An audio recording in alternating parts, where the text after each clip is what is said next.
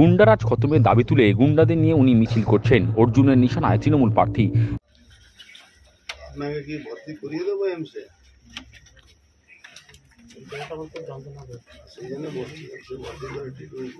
ব্যারাকপুর থেকে গুন্ডারাজ খতমের দাবি তুলেছেন, অথচ উনি গুন্ডাদের নিয়ে মিছিল করছেন।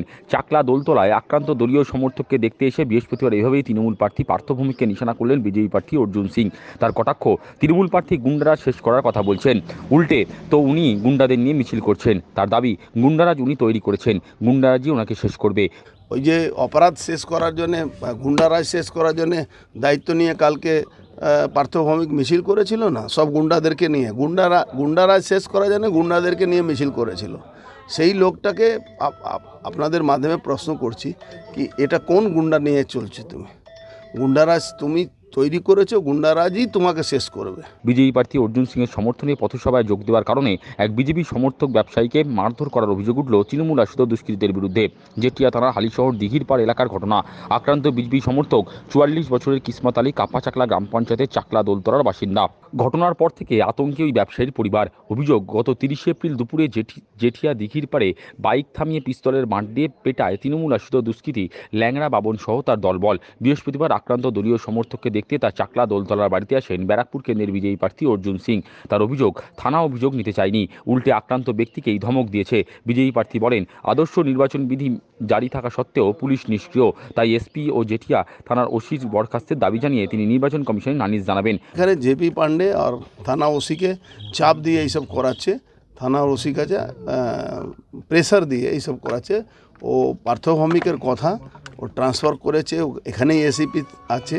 আমি বুঝতে পারছি না ইলেকশন কমিশন কী করে ওকে এখনও রেখেছে। এখানে ওসি ছিল, এখানে এসিপি, ওর তো প্রায় 3 বছর এখানে রয়ে গেছে, তা কী করে ও এখানে আছে? আমি ইমিডিয়েট আজকেও ওর এগেনস্টে ইলেকশন কমিশনকে বলছি। আর যে একে ইমিডিয়েট বরখাস্ত করা যায় না, জেপি পান্ডে আর থানা ওসিকে ইমিডিয়েট বরখাস্ত করা জানে। যাকে মারধর করার পরে সে এফআইআর নিচ্ছে না, তো ইলেকশন কমিশনের আন্ডারে যদি এফআইআর না নিতে পারে, তাহলে কবে এফআইআর নিত? যখন ইলেকশন শেষ হয়ে যাবে তবে এফআইআর নেবে? এটা সম্ভব নেই। ঘটনা নিয়ে বিজেপি প্রার্থী বলেন, ব্যবসায়ী কিসমত আলীকে পিস্তলের বাঁট দিয়ে মেরেছে তৃণমূল আশ্রিত দুষ্কৃতী ল্যাংড়া বাবন। না, কিসমত আলী বলে একজন ভদ্রলোক, নিরীহ মাইনরিটি মানুষ, কিসমত আলী, হ্যাঁ, উনি আসছিলেন ওই চেন গেটের ওখানে। কাউকে ওই ল্যাংড়া বাবন বলে একটা ক্রিমিনাল আছে, সে সৈকত ভাওয়াল মার্ডার কেসেও ছিল। এখানকার বিধায়ক আর চেয়ারম্যানের রাইট হ্যান্ড, সবসময় ডান দিকে বাঁ দিকে ঘুরে বেড়ায়। সে পিস্তলে বাট দিয়ে ওনাকে, কেন তুই এখানে দেখছিস, তার জন্য তাকে মারধর করা হয়েছে। পিস্তলে বাট দিয়ে কোমরে মেরেছে, রড দিয়ে কোমরে মেরেছে, পিস্তলে বাট দিয়ে মেরেছে।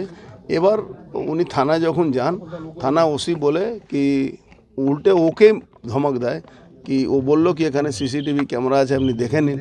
তো বললো, তুই বেশি আমাকে সিসিটিভি ক্যামেরা দেখাচ্ছি, তোকে দেখে নেব। আক্রান্ত কিসমত আলী জানান, গত 28 এপ্রিল রাতে হালিশহর জেঠিয়া নান্না কালী মন্দিরের কাছে বিজেপির পথসভায় গিয়েছিলাম। সেই কারণে তৃণমূল আশ্রিত দুষ্কৃতীরা ল্যাংড়া বাবন, রাজ, বাপি, রাজু সহ 15-20 জন তাকে ঘিরে ধরে মেরেছে। তার অভিযোগ, থানায় অভিযোগ জানাতে গেলে পুলিশ অভিযোগ নেয়নি। তবে এদিন তার বাড়িতে বিজেপি প্রার্থী এসে পাশে থাকার আশ্বাস দিয়েছেন। যদিও এই ঘটনা নিয়ে তৃণমূলের জেঠিয়া অঞ্চল সভাপতি সুশান্ত ঘোষের দাবি, কিসমত আলী কোনো দল করে না, কিসমত মাটি কারবার করেন। শুনেছি মাটি ফেলা নিয়ে তৃণমূল সমর্থক বাবন রাজদের সঙ্গে বিবাদ হয়েছিল, উভয় পক্ষের মধ্যে ধস্তাধস্তি হয়েছিল, তখন কেউ হয়তো ওকে ঘুষি মেরেছে। না, ও কোনো দল করে না, ও কোনো দল করে না, ও কোনো দলের ছেলে নয়, ও একটা ক্রিমিনাল। ও এখানে মাটির কারবার করে। হ্যাঁ, কি জানি, সেরকম আক্রান্ত হয়েছে বলে আমার জানা নেই। এরকম আমরা কোনো ঘটনা, এতটা ঘটনা আমরা জানি না। আমরা এখান দিয়ে কিছু ছেলে যাচ্ছিল যারা হ্যাঁ আমাদের সঙ্গে জড়িত, বিভিন্ন এই ফ্ল্যাগ লাগায়, তারা যাচ্ছিলো। আমি বললাম কী হয়েছে? বলছে কিসমত খুব গালাগালি করছে, ওখানে কি মাটি ফেলছে না কি হচ্ছে, কি টিউবওয়েল করছে না কি করছে, এই নিয়ে একটা কি ঝামেলা করছে, ও আমাদের খুব গালাগালি করছে। তো এরা যাওয়ার পর ওরা যখন বলেছে, দাঁড়া তোকে সুশান্তদা কথা বলতে বলেছে, তখন আমার নামেও নাকি গালাগালি করেছে। আমি নিজে শুনিনি, ওরা এসে বলেছে। তখন ওদের মধ্যে ধস্তাধস্তি হয়েছে। কেউ ওই কত করে, এরা এখানকার বাবন বলে একটা ছেলে, আর একটা রাজ বলে একটা ছেলে, আর কয়েকজন ছিল। তারা এরা ডাইরেক্ট কোনো পার্টির না, কিন্তু তৃণমূলের সমর্থক। যারা মেরে তৃণমূলের সমর্থক, শুনেছি ওদের সঙ্গে ওই কোনো মাটি কাটার ব্যাপার নিয়ে ধস্তাধস্তি হয়েছে, হয়তো কেউ একজন একটা ঘুষি মেরেছে, তাতে ওর কানে বা নাকে কোথাও লেগেছে, এটুকু আমার শোনা খবর, আমি কেউ চোখে দেখিনি।